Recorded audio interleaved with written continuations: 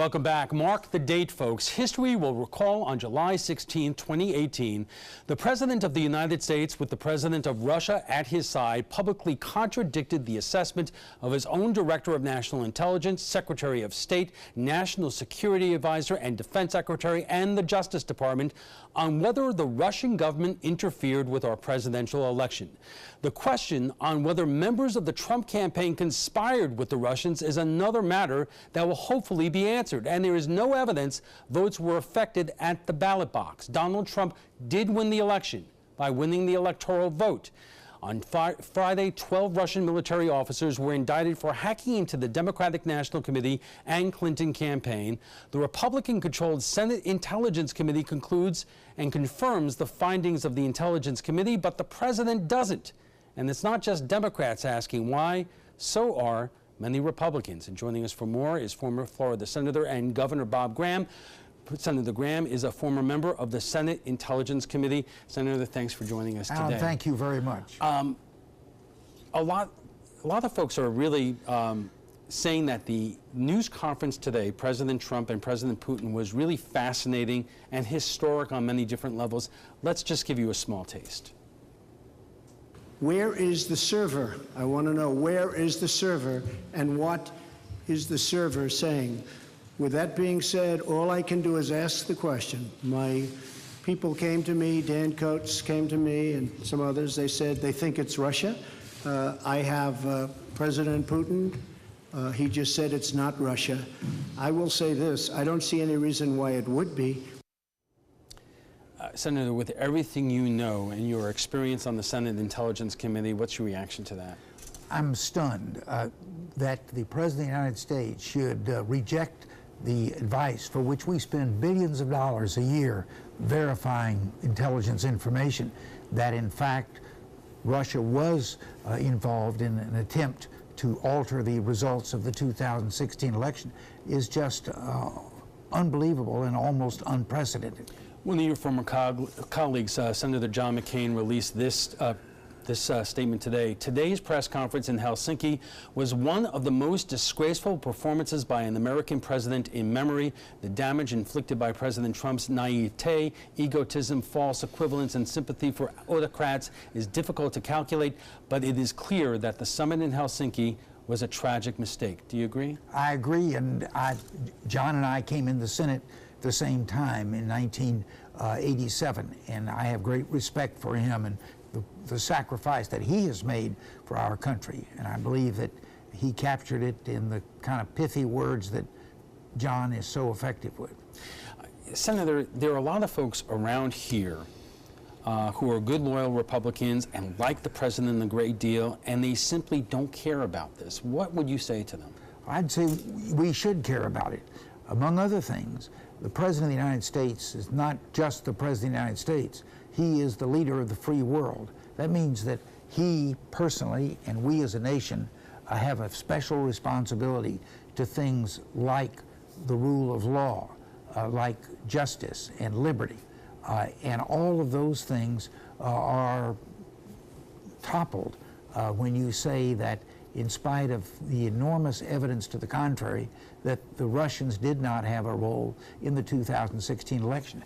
I would think that President Trump would want to have a full, honest discussion about this matter. It will be a cloud hanging over the legitimacy of his presidency until it is resolved. And second, we have another election coming up in just a few weeks, and then 2 years from now, President Trump will be running for re-election. And we will be talking about that in a moment. Our conversation with former Florida Senator and Governor Bob Graham. We're talking about President Trump's summit with Russian President Vladimir Putin, and joining us for more is former Florida Senator and Governor Bob Graham, who was the former chairman of the Senate Intelligence Committee. Senator, we were talking in the break, you raising the question, you don't see what Hillary Clinton's emails have anything to do with this. The president did talk about that today. Let's take a look. What happened to Hillary Clinton's emails? 33,000 emails, gone, just gone.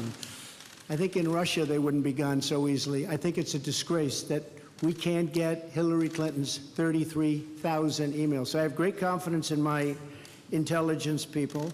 but I will tell you that President Putin was extremely strong and powerful in his denial today. And what he did is an incredible offer. He offered to have the people working on the case come and work with their investigators with respect to the 12 people. I think that's an incredible offer.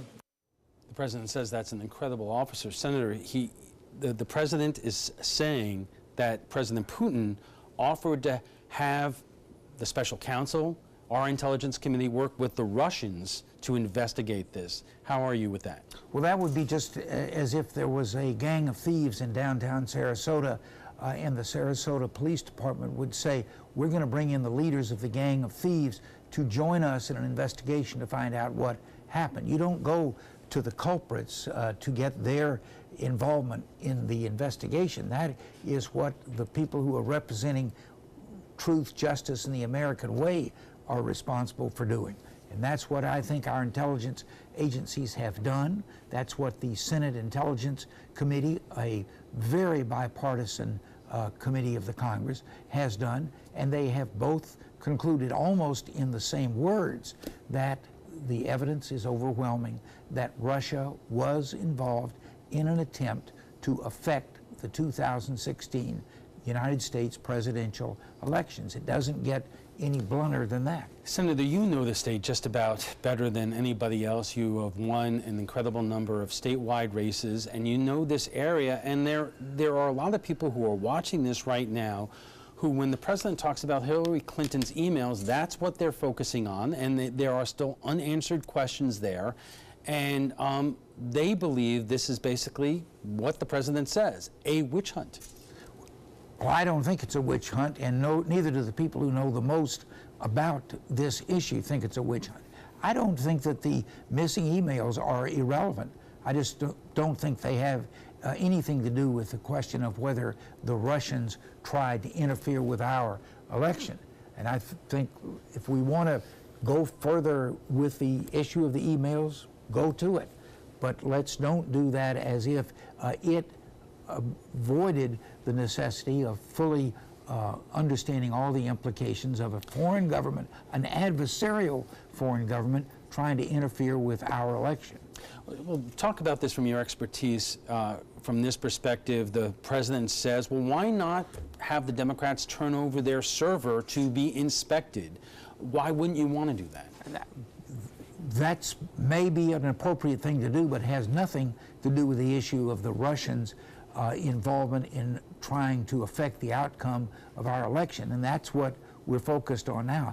The president has a tendency that when a subject that he is not comfortable with is under discussion, he wants to change the subject, in this case from Russian involvement in our election to the missing 30,000 emails.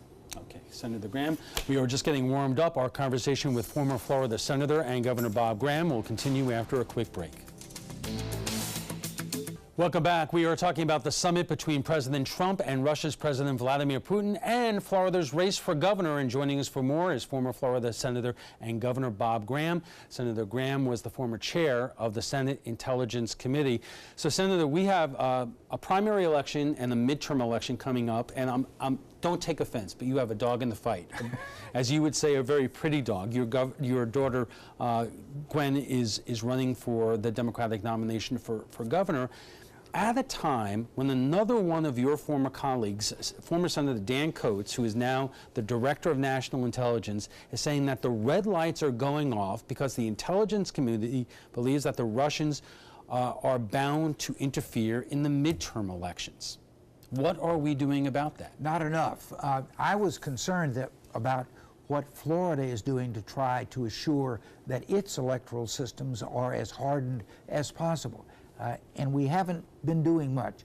The Kennedy School had a conference of all state and local election supervisors to educate them as to what to look for in terms of efforts to impinge upon the credibility of our elections. 38 states sent representatives to that program. Florida did not. Florida has been one of the last states to distribute the federal funds that have been made available to state and local election supervisors to take steps to secure the legitimacy of their vote, and it is only now being made available to the local supervisors so that they can protect the integrity of the vote. But the Secretary of State did put out a statement late last week saying that there was no successful attempt to get into the Florida election system in the 2016 election. Wouldn't that say to you that our voting system is pretty darn secure? Well, I'm not sure that Mr. Detzner has full knowledge as to whether that's a truthful statement. Mr. Mueller has been conducting an investigation for over a year to try to find out, first, is there evidence that there was intrusion in our election? The answer to that seems to be yes. And then second, were any Americans involved in assisting the Russians in their efforts to invade our elections? That we don't know yet. But I think that the idea that Florida has some special protection around it, that we won't be under attack by the Russians, has no validity. In fact, as the third largest state and the largest truly competitive state, we, I think, are even more at risk than most of the other 50 American states. All right, let's talk about the race for governor.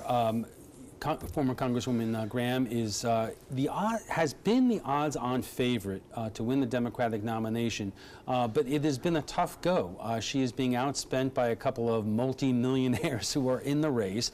The polls are very tight. There's one poll that came out today, as you know, that actually shows her a couple of points behind Jeff Green, who is a very wealthy man from the West Palm Beach area. Are you surprised how this has unfolded?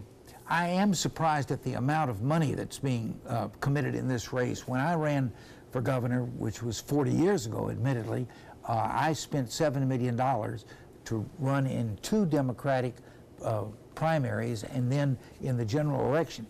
Today, that's just chump change to get in the game.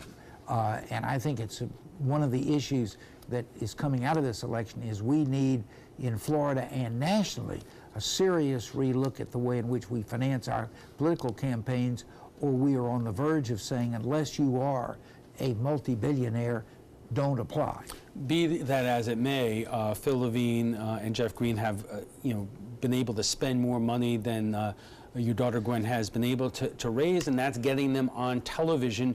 Are you concerned about whether or not she is going to have enough money to get her message across? I am concerned, and the evidence that we have thus far, my daughter has been on television, for instance, here in the Sarasota and Tampa Bay area since early June, and she has shown strong growth in her support in this region of Florida. If she's able to do the same thing elsewhere in Florida, I think she'll win. But the determination of who the Democratic candidate is and eventually who the next governor of Florida is shouldn't be a matter of the size of your bank account. What should it be? I guess that's a question, is what is the essential message that your daughter is trying to get across? I did see one commercial that's on TV basically saying that the Republicans have been in power in Florida for way too long. Is that, especially given the makeup of our electorate, is that really enough of a message?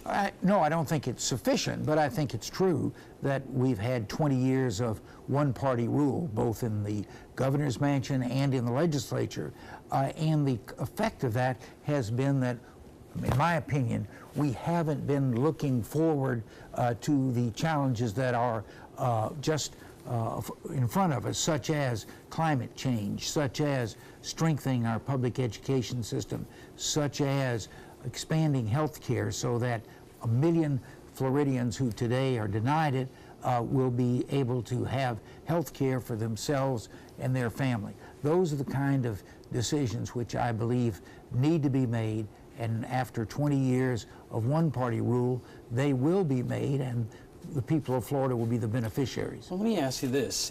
Do Democrats have a problem in general right now in terms of working class, middle class voters, in terms of that economic message? Because most people may be concerned about clean water and the environment and all those other issues, but they say that folks vote their paychecks and their wallets, and the Democrats as a party have not been that effective in terms of talking about that for a good long time.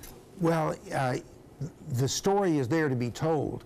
When I was governor, Florida had a higher per capita income than the nation as a whole.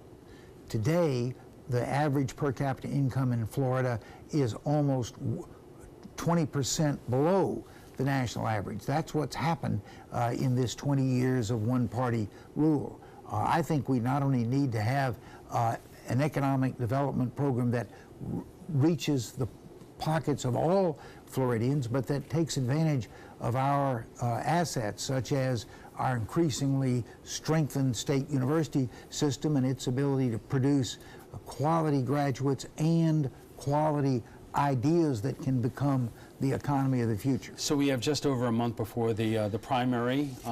What is the Graham strategy to capturing this nomination 4 weeks out? The strategy is to be in every part of Florida as intensely and personally as possible. That's the way she was elected to a very conservative North Florida congressional district. That's the way she's going to be elected governor, and then she's going to govern as she did in the Congress, to be a force to bring people together, not to create partisan divide. She was ranked as the 8th most bipartisan ability to reach across the aisle member of the United States Congress. One more quick question here. Given the vacancy on the U.S. Supreme Court and the fact that if Roe versus Wade is overturned, it will be up to states by states to make their own laws in terms of abortion.